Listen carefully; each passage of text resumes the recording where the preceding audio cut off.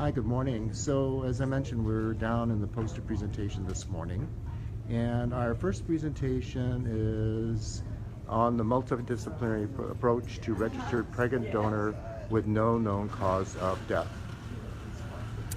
My name is Kristen Holtzman. I'm a clinical procurement coordinator at Donor Network West. I've been there 6 years. This is my first NATCO poster.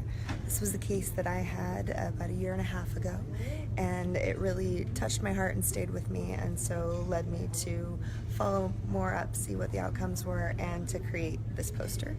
So as Glenn shared, this was a young woman who was 25 years old. She was 18 weeks pregnant, and she suffered a cardiac arrest at home, unwitnessed. She had no known cause of her arrest, and unfortunately, due to her extreme instability, had very little testing done, and so ultimately we still don't know her cause of death. She was an employee at the hospital that she was transported to, so there was a tremendous amount of interest from the staff that led to a lot of privacy challenges that we had to work around throughout this case. Because of her instability, reliance on very high dose pressors, and her oxygenation demands, ultimately she was a liver-only donor. Her only medical history was a 12-year history of polycystic kidney disease, but she had never had any follow-up.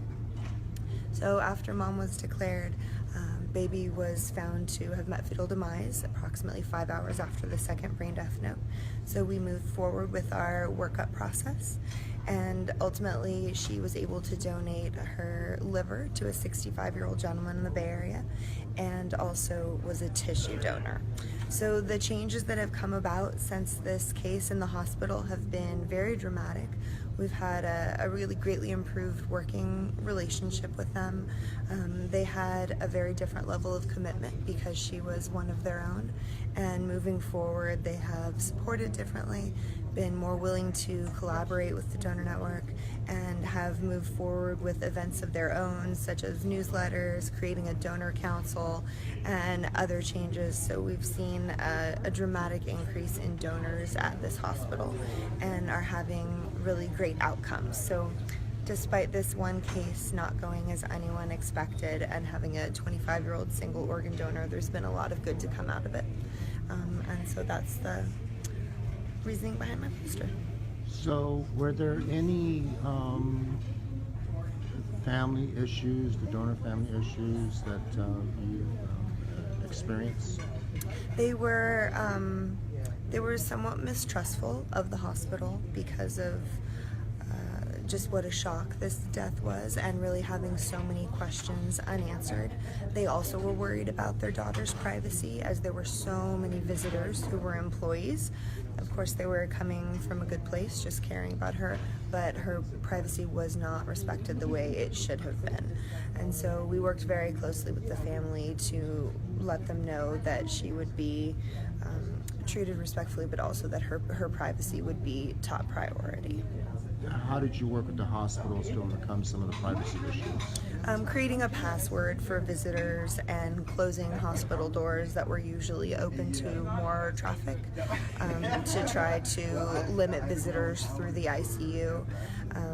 Also, unfortunately, in the operating room, an announcement was made that if staff wanted to come say goodbye to her, that she was in the operating room, and so our staff quickly stepped in and said that that was not going to be an option. Nobody was going to be joining her in the operating room, and that any questions needed to be directed to her family. So, what are the outcomes was a result of this case? I mean, you talked about the hospital being brought in. Were there anything else that came out of it?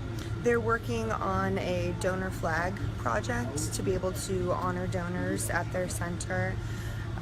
Like I said, they've created a donor council. They have had stories about donation both in their internal newsletters and also in local community newsletters to try to raise awareness about donation. And that's all been really well received by staff. And a year and a half later, when I go to this hospital, the first question everyone still asks is, whatever happened to that young woman? And so it's good to have some positives to share. Obviously, this clinically, this might have been very challenging. Were there what sort of clinical challenges or just things that the opioid has experienced? So she came in with pretty normal heart function. Her admit EF was about 65. Within 24 hours, it was less than 20%, and so she needed a tremendous amount of support in that respect. She went into an acute kidney failure and ended up on CRRT throughout her hospitalization, and also was requiring very high oxygen demands, high PEEP, that ultimately resulted in needing chest tubes because of pneumothorax that developed. And so she was a patient that really couldn't be moved, never was scanned. Unfortunately, no admit tox screen was done, and for reasons no one's quite sure of, the coroner did not take this case on. They listed it as a natural death of unknown etiology. So no autopsy was ever performed, and ultimately we don't know what the cause of her cardiac arrest was. So, because this year's conference is based on communication and hospital partnership, what sort of experience did you have, you and the team have? This seemed like the perfect poster because it was a very, it was a contentious time to be at that hospital.